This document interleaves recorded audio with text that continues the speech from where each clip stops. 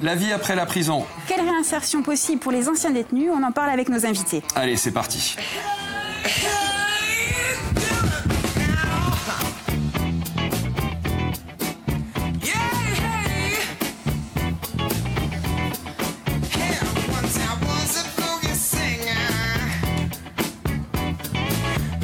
Bonjour et bienvenue dans cette deuxième partie de Viano au sommaire. La vie après la prison, quelle perspective pour les anciens détenus? La réinsertion est-elle possible? On en parle avec nos invités dans la deuxième partie.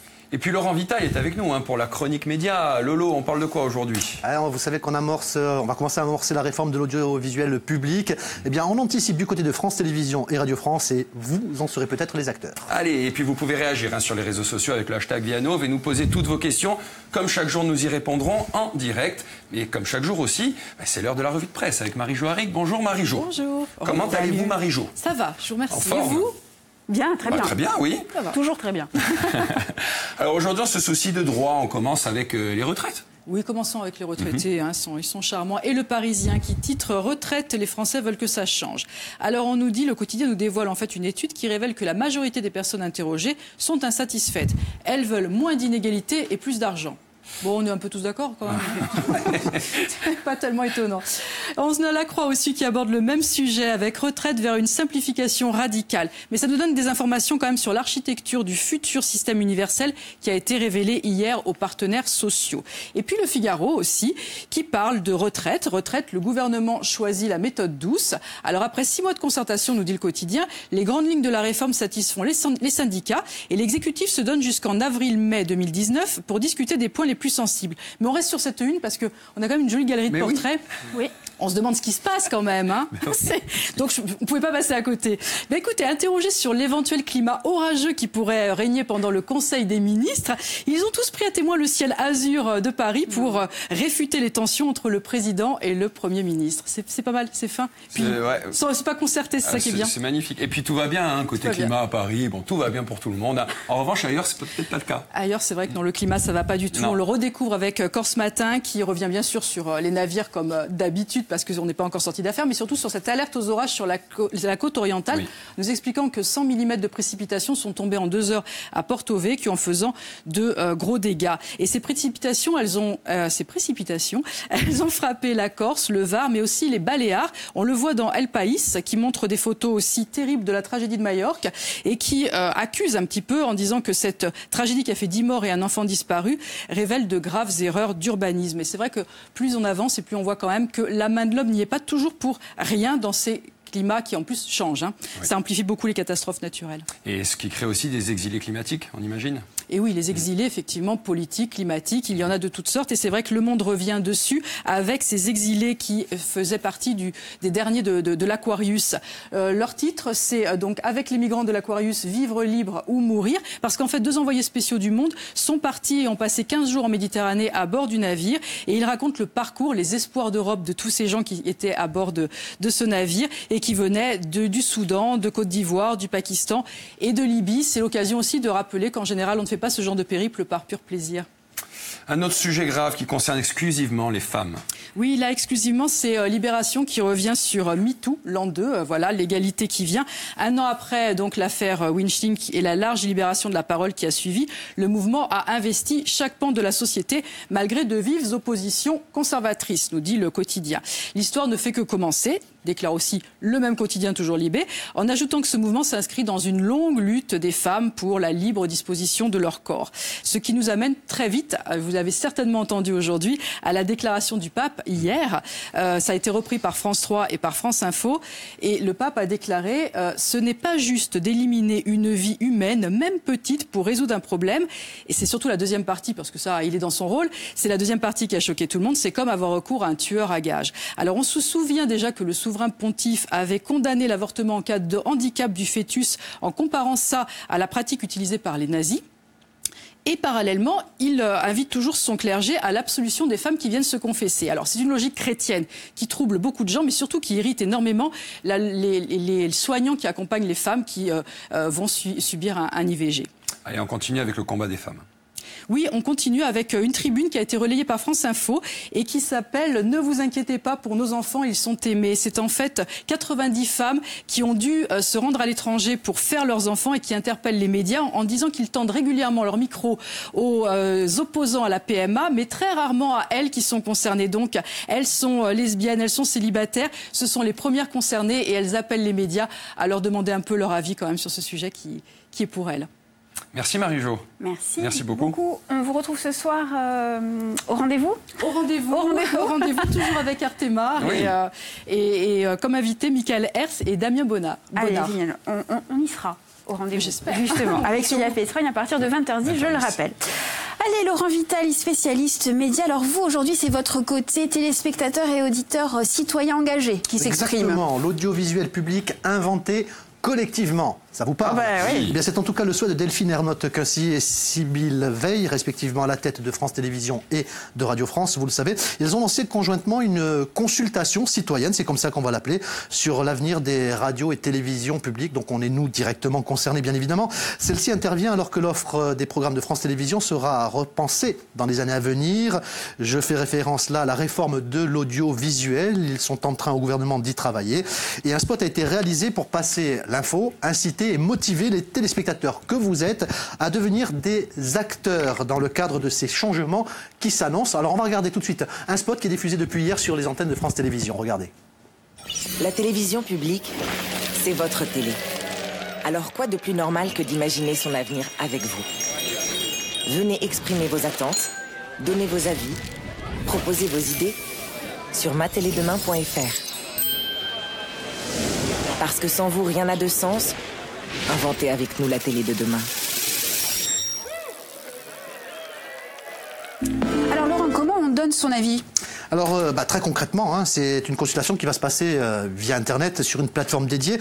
C'est matelémaradiodedemain.fr. Alors, vous allez sur ce site et après, vous êtes exprimé sur les usages et votre mode de consommation de la télé ou de la radio. Les deux entités étant distinctes dans la navigation. Vous allez sur la radio, sur la télé ou sur les deux, c'est vous qui voyez. Et puis, selon vos goûts, vous pourrez répondre à des questions sur des thématiques qui vous intéressent le plus, comme l'information, le sport, les magazines, la jeunesse, la culture ou encore l'outre-mer. Et des espaces de réponse sont également dédiés à vos propositions. Vous pourrez peut-être vous aussi inventer, en proposant des idées, la télé de demain. L'analyse de ces résultats sera confiée à Ipsos. Et cette consultation va durer jusqu'à la fin du mois. Donc on attend les premiers résultats, concrètement, en tout cas pour les avis des uns et des autres, d'ici le début de l'année prochaine. Est-ce qu'il y aura malgré tout une vraie incidence sur les programmes? En tout cas, c'est l'ambition et le but affiché par les deux patronnes des chaînes publiques. La consultation ne devrait pas être qu'un simple bilan d'image des chaînes. Ça serait dommage. Donc les résultats devraient avoir une incidence concrète dans les choix concernant l'offre des programmes. Par exemple, vous mettez, moi à midi, j'aimerais bien voir un duo à l'antenne pour parler de la vie en Corse, par exemple. Hop, c'est fait. Ça serait une excellente idée.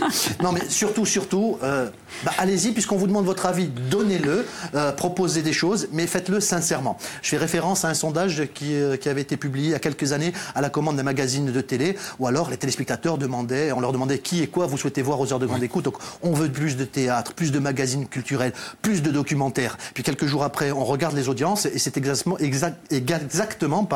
le classement inverse. C'est-à-dire que c'est compliqué. Non, mais si vous voulez, il y a des personnes qui disent « J'adore Élise Lucet, je ne rate pas une de ses émissions, mais à la maison, il regarde Cyril Hanouna. » Voilà, ça n'a rien à voir. Donc, soyez sincères et faites des propositions. Ça sera votre télé de demain et on sera nous aussi directement concernés. Super, mais merci beaucoup Laurent. À la semaine prochaine.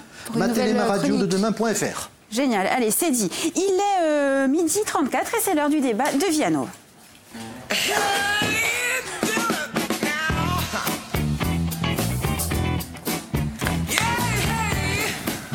Allez, chaque année en France, 80 000 personnes sortent de prison. Sans travail, sans logement, les anciens détenus sont souvent livrés à eux-mêmes. Dans ces conditions, quelle perspective d'avenir pour ces personnes? La réinsertion est-elle possible, qu'elle soit sociale ou professionnelle? Pour en parler, nous accueillons Frédéric Mazia, chef d'entreprise et vice-président de la Chambre de métier de Corse du Sud. Bonjour Frédéric. Philippe Carline, professeur de boxe et intervenant à la maison d'arrêt d'Ajaccio. Bonjour. Bonjour. Et Marc Munoz, directeur de la mission locale, toujours à Ajaccio. Bonjour messieurs, bienvenue et merci d'avoir accepté notre invitation. Alors vous êtes tous trois très engagés dans la réinsertion des jeunes détenus et plus précisément par le biais d'un contrat d'apprentissage. Alors Philippe Carline, c'est vous qui êtes à l'origine de cet accompagnement, c'est vous qui en avez eu l'idée, je crois. Racontez-nous la genèse du projet. En partie l'idée, moi j'interviens 2 fois par semaine à la maison d'arrêt d'Ajaccio, donc je dispense de la boxe anglaise principalement. Et dans une discussion d'après-entraînement, dans une sorte de retour au calme, j'ai compris que certaines petites peines, certains détenus ne pouvaient pas sortir en conditionnel parce qu'ils n'avaient justement pas de travail pour ça. Donc j'en ai parlé tout de suite à Frédéric Mazia, qui est élu à la Chambre des métiers et responsable de la formation. Et je lui ai expliqué la situation et bien évidemment Frédéric a sauté à pieds joints sur le projet, c'est-à-dire qu'il a monté ce projet pour que les personnes détenues puissent avoir, dans le cadre de la réinsertion, une formation à la Chambre des métiers. Frédéric, qu'est-ce qui vous a convaincu dans un premier temps et surtout après, comment on met en mouvement l'institution Chambre de métiers, parce que ce n'est pas une initiative individuelle? Non. Il a fallu une discussion avec mon président et un groupe de travail. On a mis en place pas mal de petites réunions. On est arrivé avec un accord de pouvoir attaquer ce projet.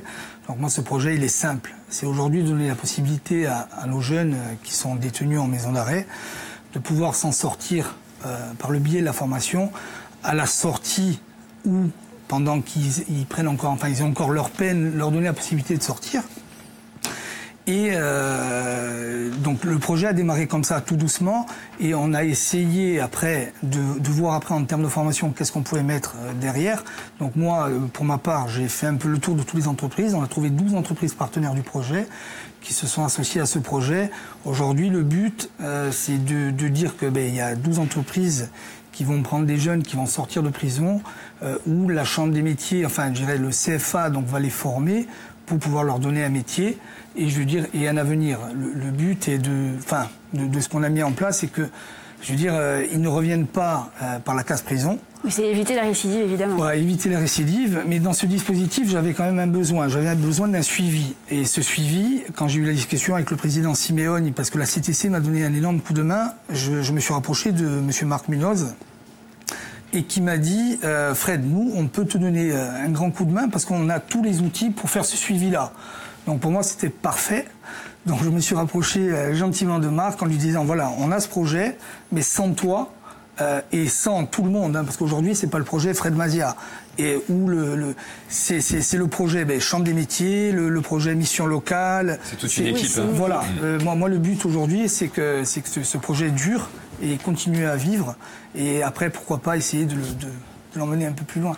Marc Munoz, donc vous êtes directeur de la mission locale d'Ajaccio et une de vos missions, justement, comme le rappelait Frédéric, en tant que partenaire du service pénitentiaire d'insertion et de probation, est de suivre les anciens détenus, mais aussi les détenus.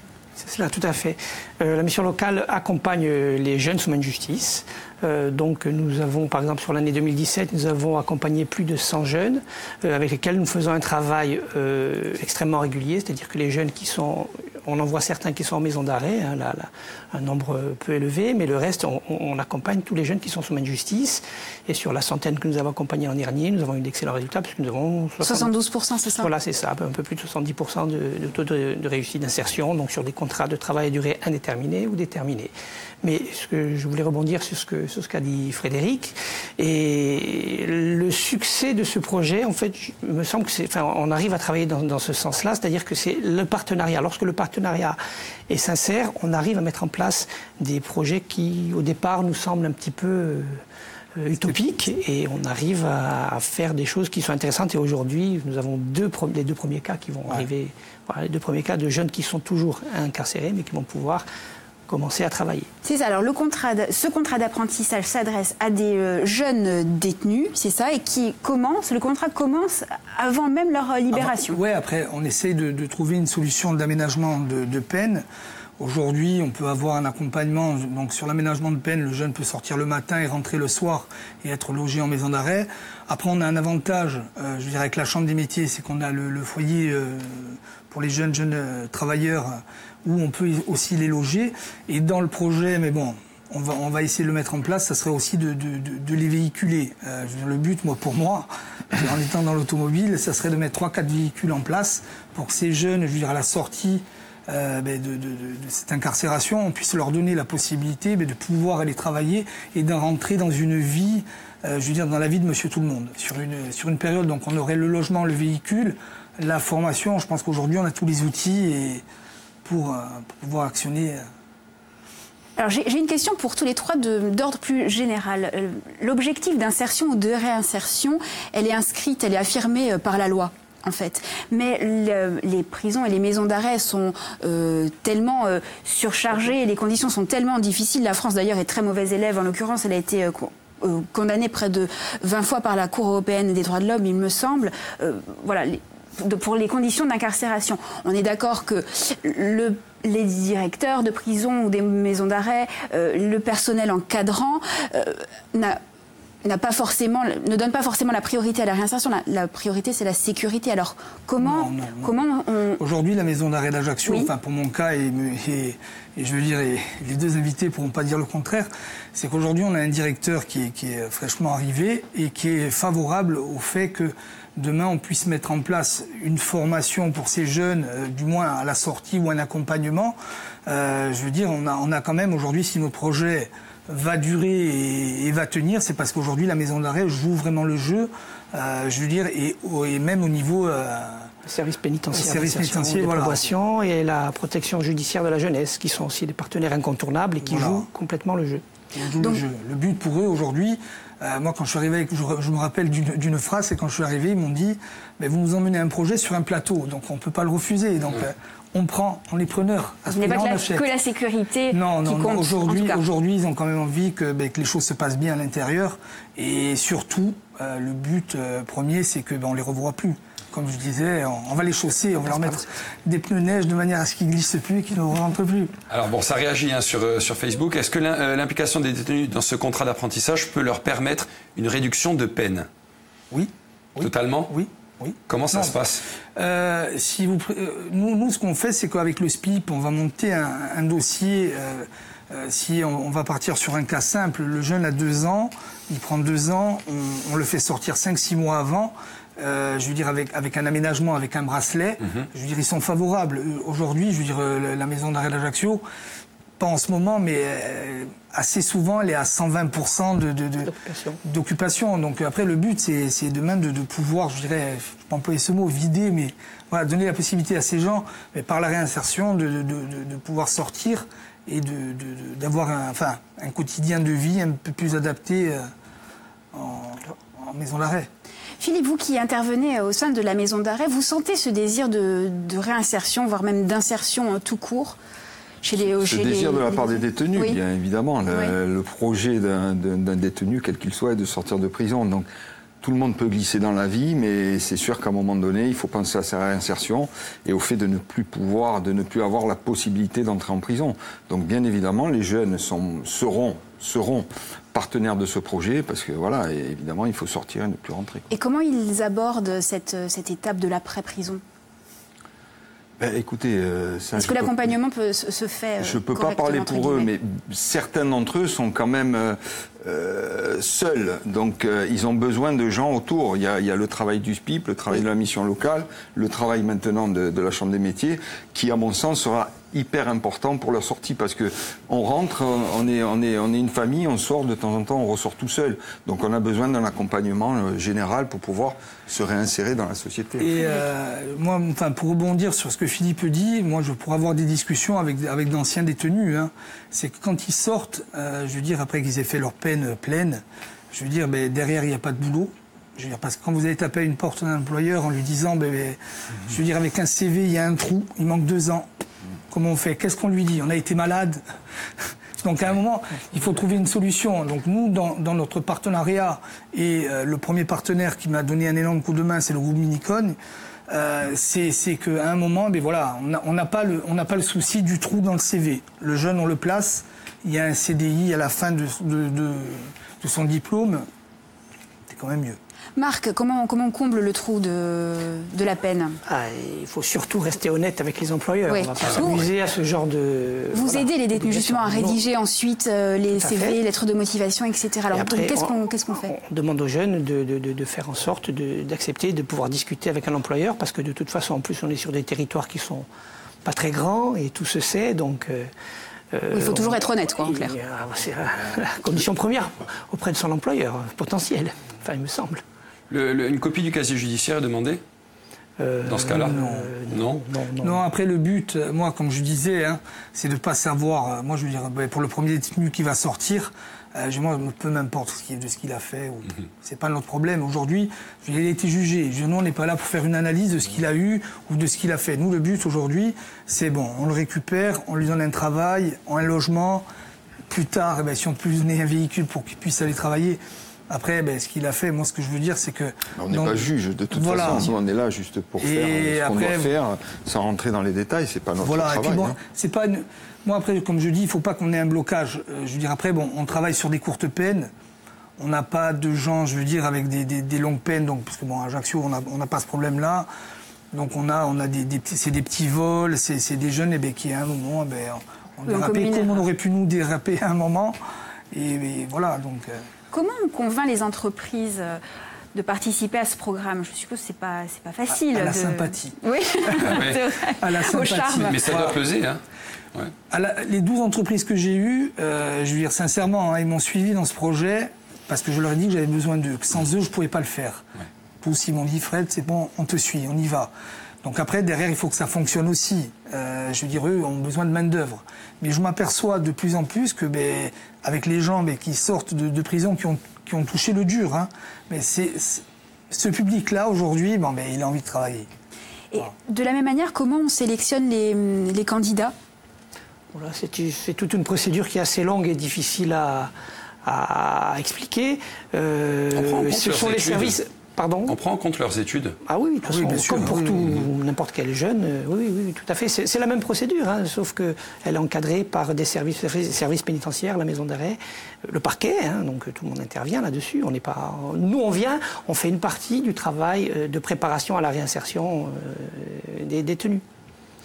Alors, il est établi que 80% des prisonniers sortent sans accompagnement. Et dans ce cas, le taux de récidive, il est de 63%. C'est énorme. 45% s'ils sont accompagnés. Alors, une réaction peut-être, Philippe, sur ces chiffres. C'est ce que je vous disais tout à l'heure, moi, par rapport au fait qu'ils rentrent, on va dire, avec une famille et qu'ils se retrouvent seuls tout au long de leur détention et qui, du jour au lendemain, se retrouvent dans la vie active sans rien, c'est sujet à recommencer, histoire de pouvoir manger, de pouvoir se loger. Donc si là, ils sont, pendant leur détention et en dehors de leur détention, pris en main, ils n'auront plus d'excuses pour retourner. Et c'est ce qu'ils recherchent, à mon avis, pour la plupart des détenus. Marc. Et c'est la raison pour laquelle, depuis 3 ans, puisque la mission locale intervient en maison d'arrêt depuis 3 ans, c'est la raison pour laquelle nous avons mis en place un partenariat important donc avec les services pénitentiaires, avec la maison d'arrêt, pour pouvoir intervenir très régulièrement à la maison d'arrêt. Puisqu'ensuite, les jeunes qui sont ensuite sortants de prison continuent à être suivis par la mission locale et ils viennent très très régulièrement, c'est-à-dire une fois par semaine. Donc le suivi est quand même intensif. Alors, on a parlé de l'aspect professionnel, mais il y a aussi une autre forme d'accompagnement social, administratif. Là aussi, vous jouez un rôle à la mission locale. Absolument, c'est le rôle, c'est l'offre de service de la mission locale d'Ajaccio pour l'ensemble des jeunes de 16 à 25 ans.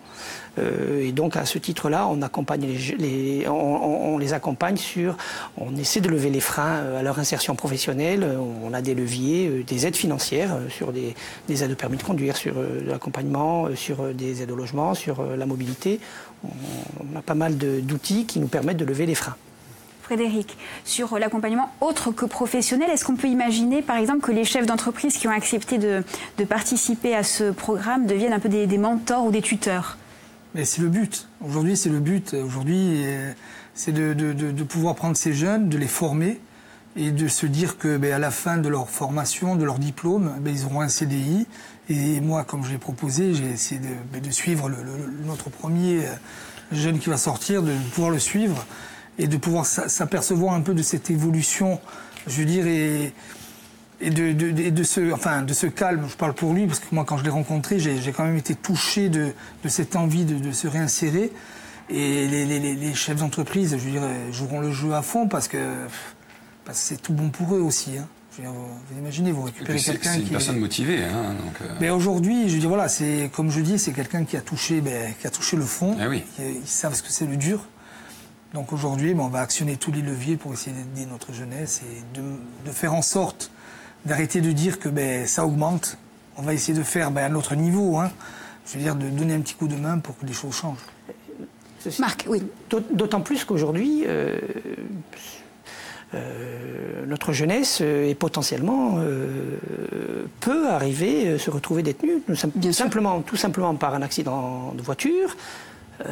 Les produits illicites, ça consomme beaucoup chez nous, et donc plus personne n'est complètement à l'abri de tels problèmes. Merci, messieurs. On conclut ? Oui, concluons. Alors, Frédéric, Marc, il nous reste une petite minute, donc ça va aller très vite. 30 secondes chacun. La vie après la prison, la réinsertion est-il possible ? Vous avez 30 secondes chacun pour convaincre. Alors oui, la réinsertion est possible, mais c'est avant tout une question de volonté de la part de la personne elle-même. Nous sommes là pour les accompagner, pour les aider, pour les guider, mais derrière, vraiment, c'est de leur ressort pratiquement exclusivement. D'abord, c'est leur volonté première. Frédéric ? Moi, je dis que ça va fonctionner. Parce que voilà, je suis quelqu'un qui a envie d'avancer et je ne peux pas me dire que ça ne va pas fonctionner parce que j'y mets beaucoup d'énergie. J'ai sollicité beaucoup de monde, donc ça va fonctionner et on a de bons jeunes et ils vont s'en sortir. Pour vous aussi ? Moi, je dis que c'est une question d'accompagnement, de volonté. J'y crois dur comme fer. Donc, je voudrais qu'on retienne le nombre d'entreprises aujourd'hui partenaires, au nombre donc de 12. Et je suis certain que dans pas mal de temps, on va augmenter ce nombre. Et si vous permettez une petite seconde encore, simplement pour dire que c'est le mois sans tabac, le mois de novembre est sans tabac, et que l'association d'addictologie Lampan participera à ce phénomène dans la maison d'arrêt d'Ajaccio, aux côtés du sport. Voilà. Allez, oui, c'est dit. Allez, merci messieurs, merci beaucoup. Nous, on se retrouve pour la 3e et dernière partie de l'émission avec Eva Colas, Miss Corse, Manon Jean Mistral, Miss Corse 2018 et Annick Peignet-Joule, la Miss de Corsica Doc. À tout de suite.